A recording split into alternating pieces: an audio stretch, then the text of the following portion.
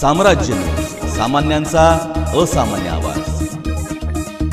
मागील 10-15 दिवसात सिद्धेश्वर तलावातील मासे व कासव यांचा काही कारणांमुळे मृत्यू होत असल्याबाबतची बाब निदर्शनास आली।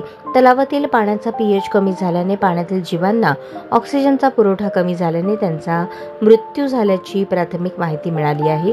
तरी तलावातील पाण्याची शुद्धता व गुणवत्ता वाढवण्यासाठी सार्वजनिक बांधकाम विभागाने एका एजन्सीची नियुक्ती करून कृती आराखडा सादर करावा आणि ते काम सुरू करण्याचे आदेश 15 जून 2025 पर्यंत द्यावेत असे निर्देश जिल्हाधिकारी कुमार आशीर्वाद यांनी दिले। जिल्हाधिकारी कार्यालयाच्या सभागृहात सिद्धेश्वर तलावातील मासे व कासव यांच्या मृत्यूच्या कारणाच्या अनुषंगाने आयोजित आढावा बैठकीत जिल्हाधिकारी आशीर्वाद बोलत होते।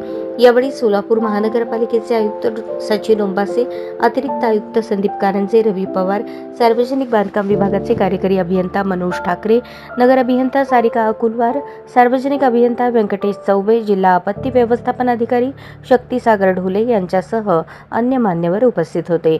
जिल्हाधिकारी आशीर्वाद पुढे म्हणाले की सार्वजनिक बांधकाम विभागाने पर्यटन विकास अंतर्गत सिद्धेश्वर तलावातील पाण्याची शुद्धता वाढवण्यासाठी एका खासगी एजन्सीची नियुक्ती करावी। एरिएशन ट्रीटमेंटच्या माध्यमातून पाण्याची शुद्धता करून ऑक्सिजनचे प्रमाण वाढवावे, ज्यामुळे मासे, कासव व अन्य जलजीवांना धोका होणार नाही। यासाठी एक कृती आराखडा तयार करून 15 जून 2025 पर्यंत त्याचे काम सुरू होईल याची खात्री करावी असेही त्यांनी सूचित केले।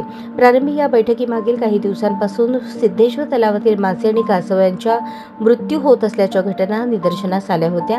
त्यांच्या मृत्यूच्या कारणांची चर्चा होऊन पाण्याची अंमलता वाढल्याने मासे आणि कासवांना ऑक्सिजनचा पुरवठा कमी झाला आणि त्यामुळे त्यांचा मृत्यू झाल्याची प्राथमिक माहिती बैठकीत देण्यात आली।